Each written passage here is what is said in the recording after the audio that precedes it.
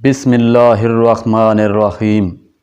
اللہ کے نام سے شروع جو بڑا مہربان اور نہایت رحم والا ہے۔ ایک زمانہ تھا کہ ایک درخت کو لوگ پوجنے لگے۔ وہاں ایک صوفی تھا، عبادت گزار تھا، شب زندہ دار تھا۔ اسے پتہ چلا کہ لوگ درخت کو پوج رہے ہیں۔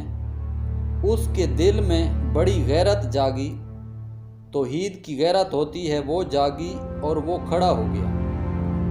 اس درخت کو کاٹ دوں گا جس کو لوگ اللہ کا شریک سمجھ رہے ہیں اور پوج رہے ہیں۔ ہاتھ میں کلہاڑا پکڑا اور اس درخت کو کاٹنے کے لیے نکلا۔ راستے کے اندر شیطان کھڑا تھا۔ اس نے کہا میں تو نہیں جانے دوں گا، اور شیطان نے راستہ روکا تو اس نے پٹخ کے شیطان کو زمین پہ مارا اور اس کی چھاتی پہ بیٹھ گیا۔ شیطان بہت مکار ہے اور وہ ہر ایک کو ایک طریقے سے ہی نہیں لوٹتا۔ اس کے بڑے مکر و فریب اور تجل و تلبیحات ہیں۔ اس نے ایک دوسرا طریقہ اختیار کیا۔ شیطان نے کہا جناب آپ عبادت گزار ہیں، تہجد گزار ہیں، شب زندہ دار ہیں، آپ درخت کو کاٹیں گے تو لوگ آپ کے مخالف ہو جائیں گے، پھر آپ کو ان کے مقابلے میں کھڑا ہونا پڑے گا، اور سویرے شام لڑائی ہی لڑائی آپ کی عبادتوں کے وقت میں خلل آئے گا۔ تو آپ نے ان کی قبر میں تھوڑا ہی جانا ہے۔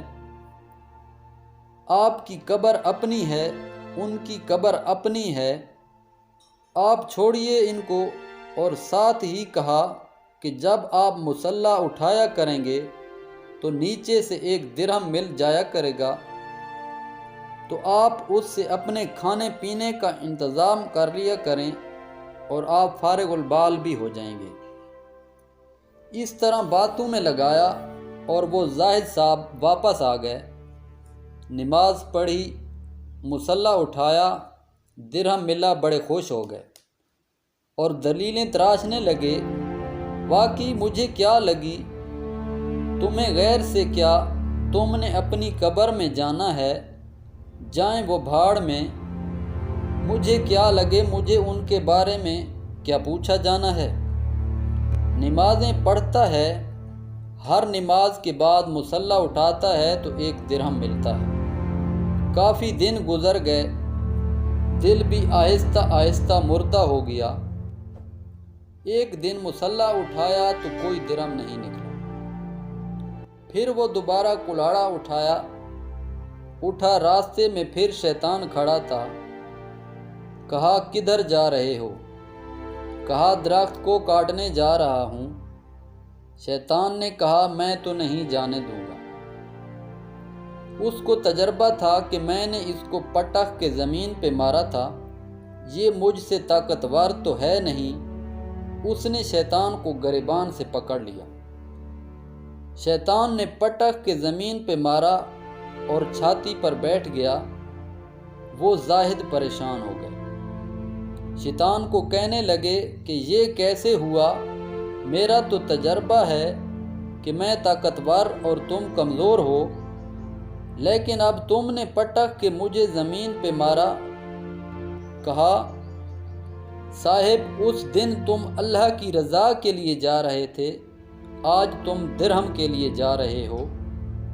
تو جب عمل میں خلوص نہیں رہتا تو عمل نہیں رہتا، عمل میں قوت نہیں رہتی، پھر سجدے بے روح ہو جاتے ہیں، نمازیں بے ذوق ہو جاتی ہیں، پھر سب کچھ چلتا رہتا ہے لیکن رسم ہوتی ہے۔ پھر قرآن پڑھا جاتا ہے، رسم ہوتا ہے۔ قرآن دل کو نہیں بدلتا، جب رسم ادا ہو رہی ہو تو قرآن دل کو نہیں بدلتا۔ جب قرآن کے طور پر پڑھا جا رہا ہو تو پھر دلوں سے زنگ اتارتا ہے اور معرفت کا نور دیتا ہے۔ اللہ تعالی ہمیں ایسے اعمال سے بچائے جس سے ہمیں اللہ اور اس کے محبوب کی ناراضگی ہو۔ آمین۔ تھینک یو ناظرین، اگر آپ ہمارے چینل پر نئے ہیں تو ہمارے چینل کو ضرور سبسکرائب کریں۔